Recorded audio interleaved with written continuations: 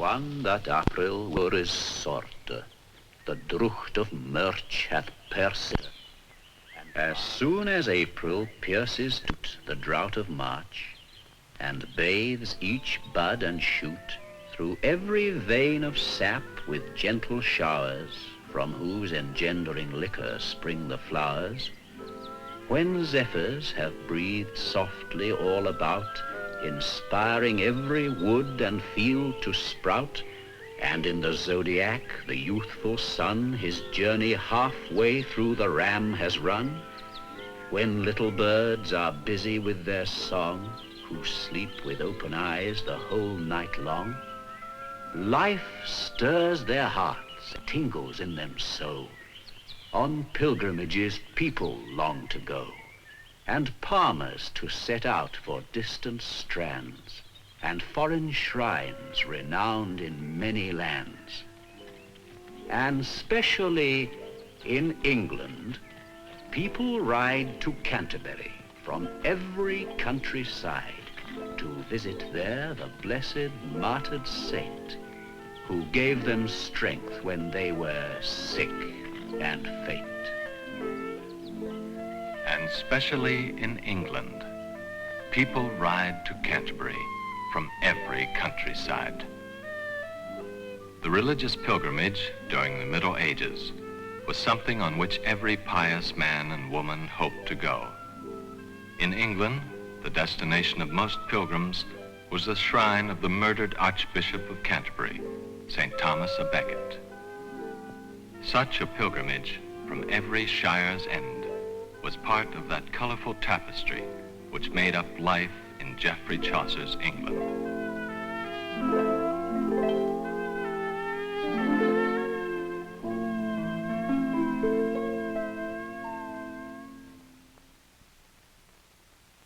Chaucer, portrayed here in a 14th century manuscript, reading his poems to a courtly audience, was born about the year 1340. Thus, his life spanned the last years of the colorful 14th century, and no man knew better the conditions of English life during this period than Chaucer himself. He knew the rhythms of country life and the people who worked the soil.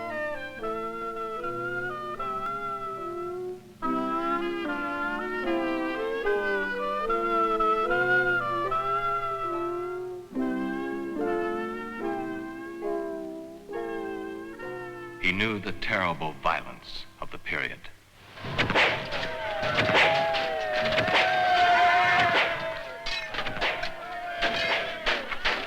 He knew English knights and bowmen. He himself had once served in a campaign against the French in the 100 Years' War. He knew the townspeople of England, the merchants, weavers, craftsmen. He held many government posts during his lifetime: Controller of Customs, Commissioner of Roads, Member of Parliament, and traveled about the country, meeting and dealing with the English men and women he was later to write about in his Tales of Canterbury. Juan that April with his sure sorte, the drucht of March hath pierced to the rote, and Chaucer wrote his Tales of Canterbury in the language of his time. It is called Middle English.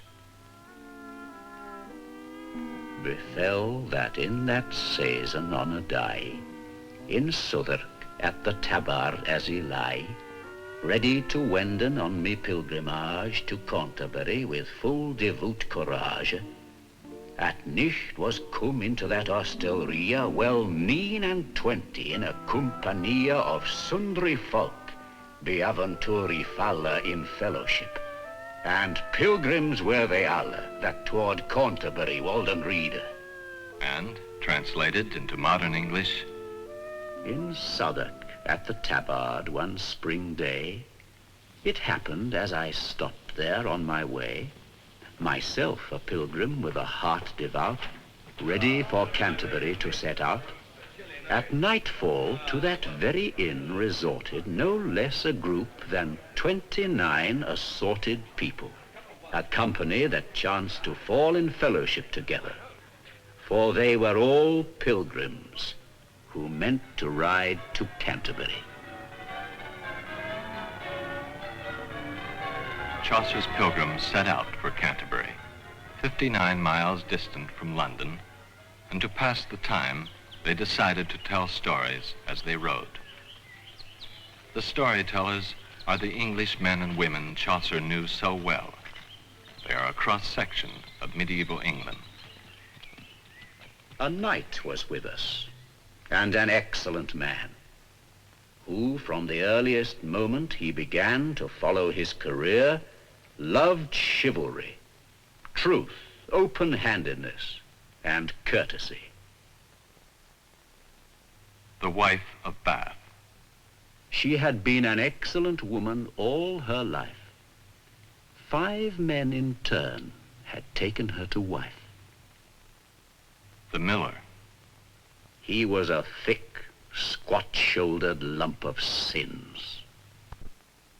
The pardoner is one of Chaucer's finest characterizations. Pardeners were familiar figures in medieval England, going about the country selling pardon for sins. But Chaucer's pardoner, though in church a noble ecclesiast, is without doubt one of English literature's strangest creations. The tale that we have heard has made me sick. Good partner, tell us a merry one and be quick. But nothing coarse or ribald. Let him tell some moral story and we'll listen well. I will and gladly. But while I try to think of something edifying, I'll take a drink. The tale which the pardoner finally tells has been called one of the great short stories of the English language. But in telling it, the pardoner frankly reveals himself to his fellow pilgrims as a hypocrite. In churches, when my moment comes to preach, I use, my lords, a lofty style of speech, and ring it out as roundly as a bell, knowing by rote all that I have to tell. Allow me in a few words to explain my method. I never preach except for gain. Oh, For that my text is always and ever was, radix malorum est cupiditas. Radix malorum est cupiditas?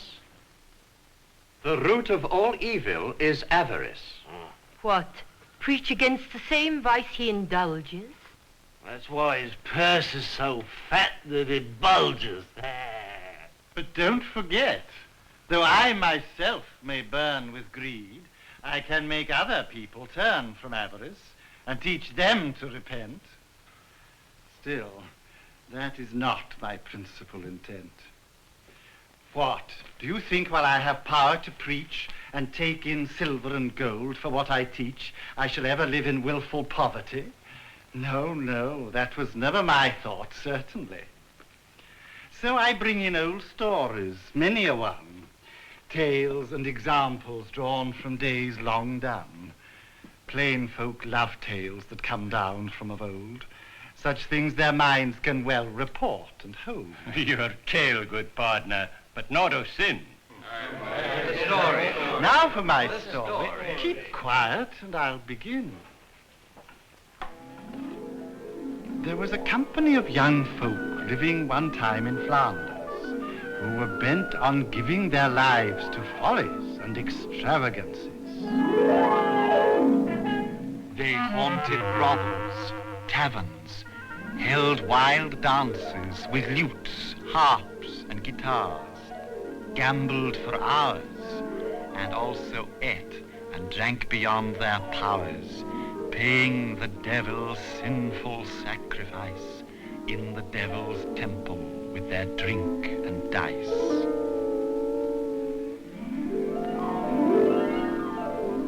These 3 young roisterers of whom I tell, long before prime had rung from any bell, were seated in a tavern at their drinking, and as they sat, they heard... I like Listen.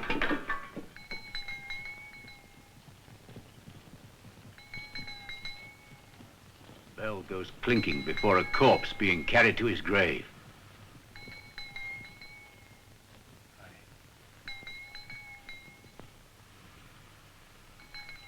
Boy!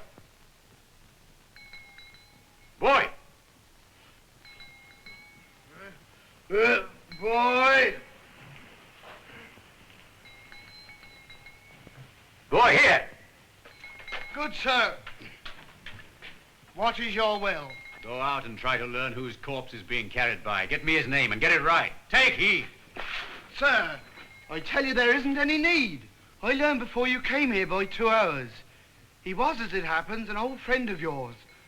And all at once, there, on his bench, upright as he was sitting drunk, he was killed last night.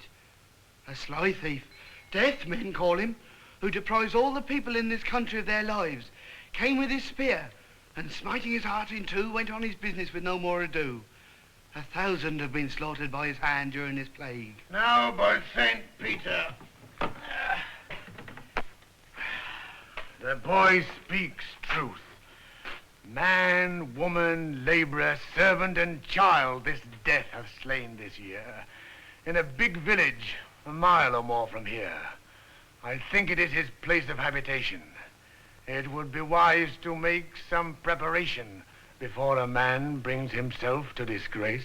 Now, by the holy saints, so that's the case. Is it so dangerous with this thief to meet? I'll look for him by every path and street. Hear me, my friends.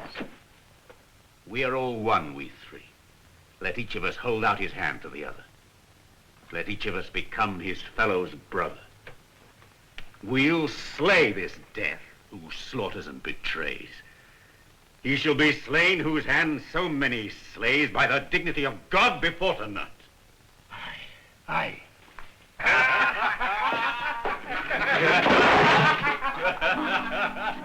And in their drunken frenzy up they get, and toward the village off at once they set, which the innkeeper had spoken of before.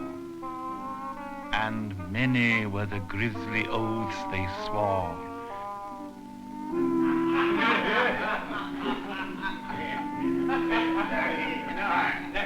But when they had hardly gone the first half mile, What's this?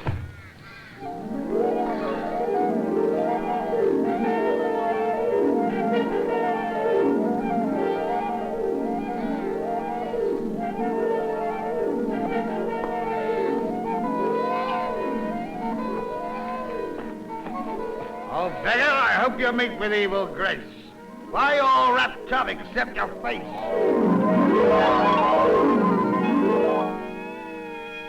What are you doing alive so many a year? Because I can, though I should walk to India, find no man in any village or any city or town who for my age is willing to lay down his youth. So I must keep my old age still, for as long a time as it may be God's will. Nor will death take my life from me, alas. Thus, like a restless prisoner I pass, and on the ground, which is my mother's gate, I walk, and with my staff, both early and late, I knock and say, Dear mother, let me in. See how I vanish, flesh and blood and skin. Alas, when will my bones be laid to rest? But, sirs, you do yourselves small courtesy to speak to an old man so churlishly. I charge you, therefore, no harm or wrong here to an old man do, no more than you would have men do to you in your old age. No, by St. John, old beggar. As for me, you won't be let off so easily. You spoke just now of that false traitor Death, who in this land robs all our friends of breath. Tell where he is, since you must be his spy. Or you will suffer for it, so say I. You are in league with Death, false thief, and bent on killing us young folks. That's clear to my mind. If you are so impatient, sirs, to find this Death, Aye, we are. turn up this crooked way. For in that grove I left him, truth to say, beneath a tree, and there will he abide. No boast of yours will make him run and hide. You see that oak tree? There you will find this death, and God, whose grace redeems mankind, save and amend you. Come.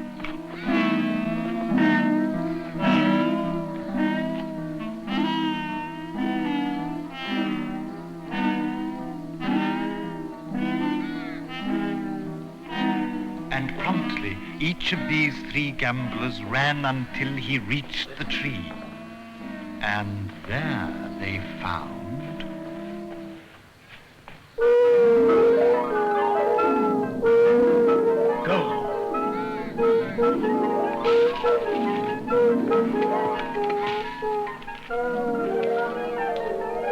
Florins, glittering and bright. Gold.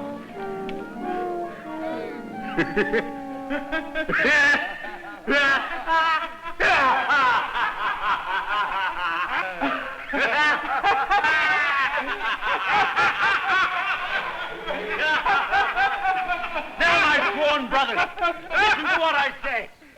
My head is sharp for all I joke and play. Fortune has given us this pile of treasure to set us up in lives of ease and pleasure.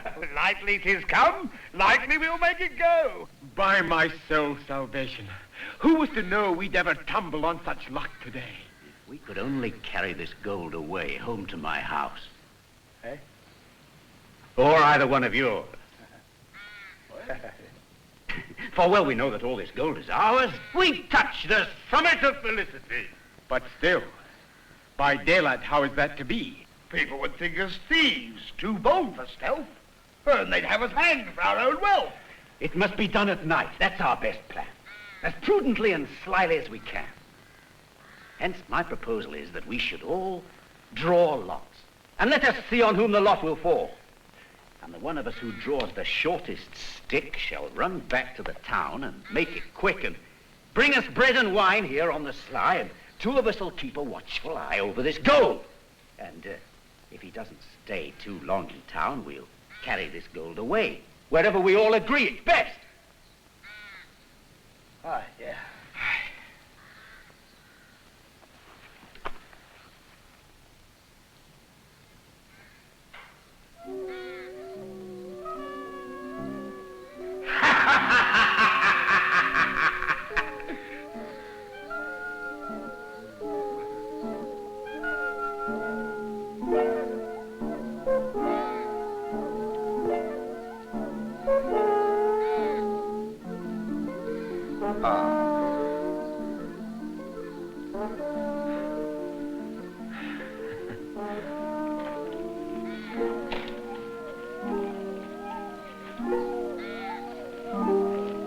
But now the youngest, starting off to town, within his heart kept rolling up and down the beauty of those florins, new and bright.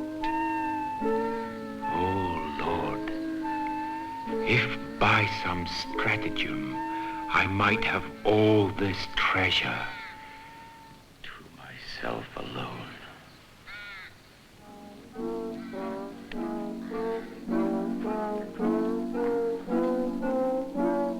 So off he set to an apothecary and begged for poison.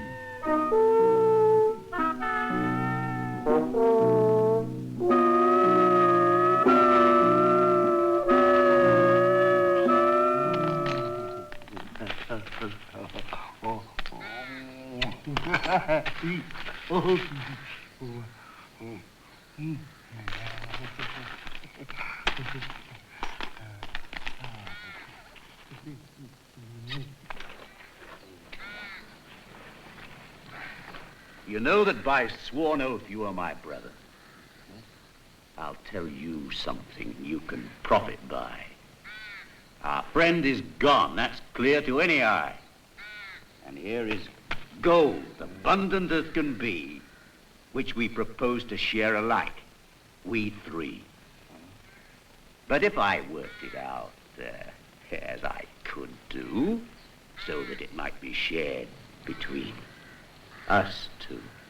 Wouldn't that be a favor, a friendly one? Well, true enough, but how that can be done I don't quite see. He knows we have the gold. What shall we do? What shall he be told? Will you keep the secret tucked inside your head? Oh, I won't betray you. That you can believe. Now, we are two, as you can well perceive, and two of us must have more strength than one. When he sits down, Get up as if in fun and wrestle with him. While you play this game, I'll run him through the ribs.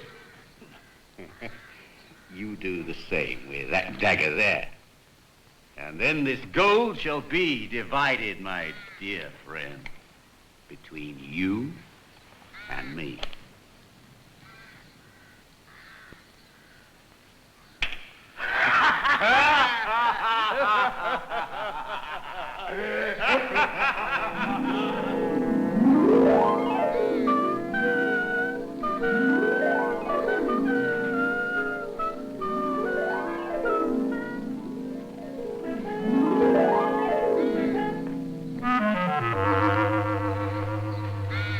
Well, brother, you brought the wine, I see.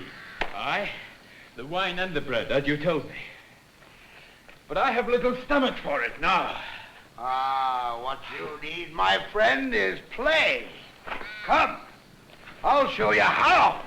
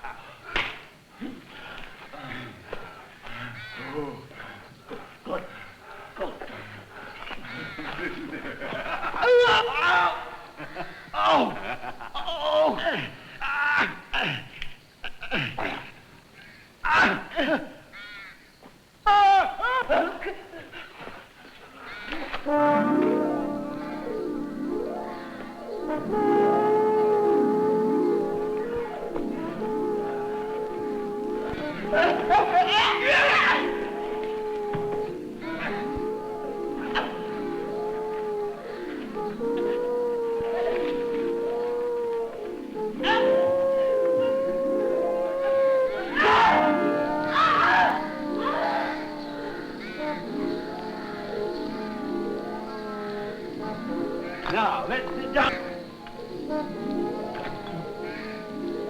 And we can bury his body later on. First, we'll be merry. Did I tell you something to profit by? Our friend is gone. That's clear to any eye. Now, all that we desire, we can fulfill. And the two of us can roll the dice at will. Drink, and drink well.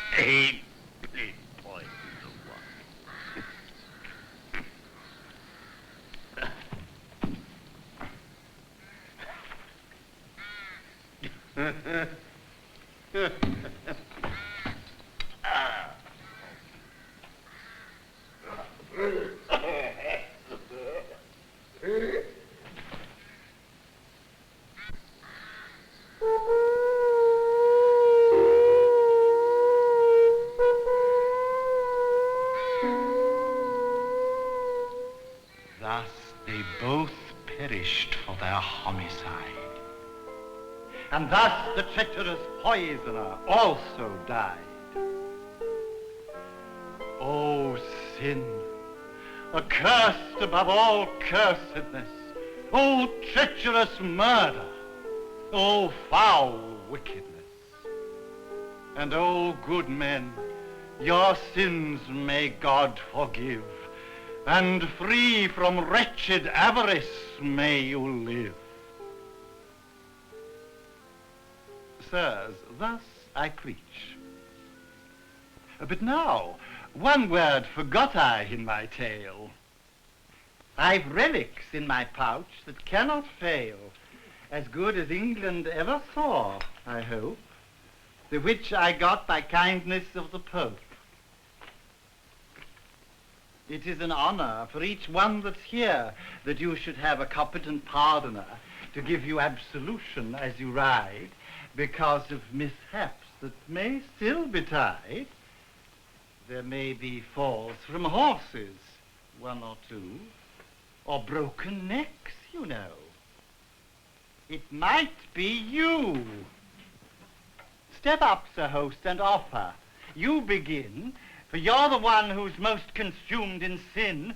Come, kiss the relics and loosen up your purse. Not so, my friend, or I should have Christ's curse. What, kiss your relics? Not for love nor riches you'd make me kiss a piece of your old breeches. Oh!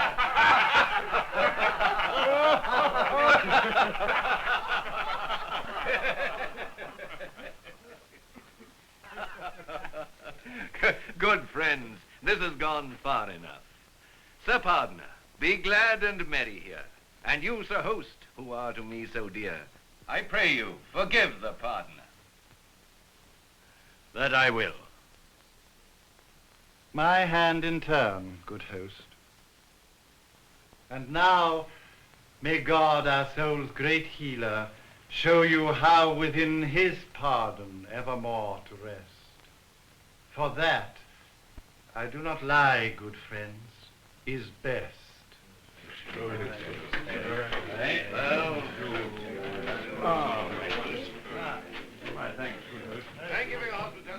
And so Chaucer's pilgrims, united in good fellowship once again, take leave of the inn and continue on their way. And as they ride, they tell each other stories. Stories which, taken all together, make up one of the great monuments of English literature, Geoffrey Chaucer's Tales of Canterbury.